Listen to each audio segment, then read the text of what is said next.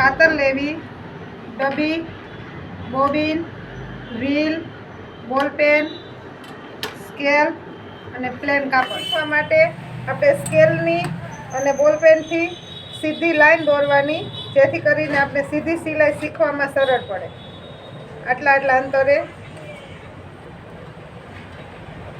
Line દોરી. હવે અહીંયાથી આપણે આટલી લાઈન પૂરી થઈ ગઈ. પછી આવી રીતના જે અલગ 2 લાઈન કરેલી છે એમાં નાના ડોટ કરેલા છે.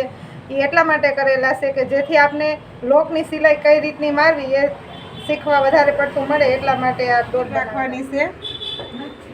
ત્યાર પછી આ પહેલા સેજમાં દોરો નાખવાનો છે.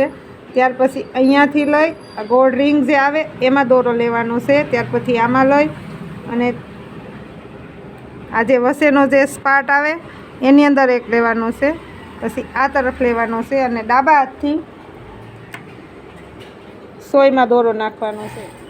આ ભરેલી બોબિન છે એને આની અંદર નાખવાની અને આ જે જગ્યા આવે છે ત્યાંથી દોરો પસાર કરી અને આવી રીતના આગળની તરફ રાખી અને નીચેની સાઈડ બોબિન લેવાનું છે. જો જાડું કપડું હોય તો સિંગલ કપડું લેવાનું છે અને જો પતલું કાપડ હોય તો ડબલ લેવાનું છે. હવે આવી રીતના ડબલ કપડું રાખી અને આપણે સિલાઈની શરૂઆત કરવાની છે. સીધી સિલાઈ માટે જે આપણે લાઈન જે દોરેલી છે કમ્પ્લેટ એની ઉપર જ જે આવી રીતના સીધે ધીરે ધીરે હાલે એનું ખાસ ધ્યાન રાખવાનું છે.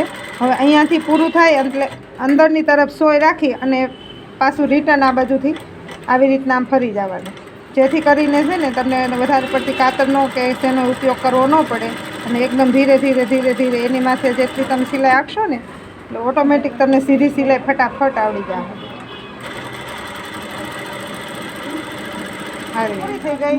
હવે આપણે છે ને લોક મારતા શીખવાનું છે. લોક મારે ત્યારે થોડીક સીધી સિલાઈ લેવાની, પછી અહીંયાથી આવી રીતના આમ કરશો એટલે અહીંયા લોક લાગી જાય. પછી જ્યારે આવી રીતના હાથ લઈ લે પછી જ્યારે આવી રીતના આમ કરે એટલે લોક લાગી જાય. આવી રીતના થોડુંક ધીરે રાખવાનું અને આવી રીતના લોક મારવાનું.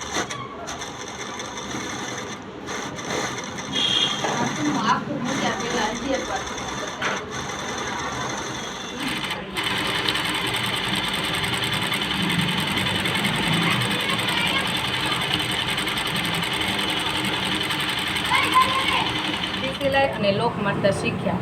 હવે આપણે આગળ કાપડની અંદર કેવી રીતે ફિનિશિંગ આપવું તે આગળના વિડીયોમાં આપણે જોશું. માટે તમે અમારા કૃષ્ણા સીવણ ક્લાસને સબસ્ક્રાઈબ, લાઇક, શેર, કોમેન્ટ કરવા નમ્ર વિનંતી.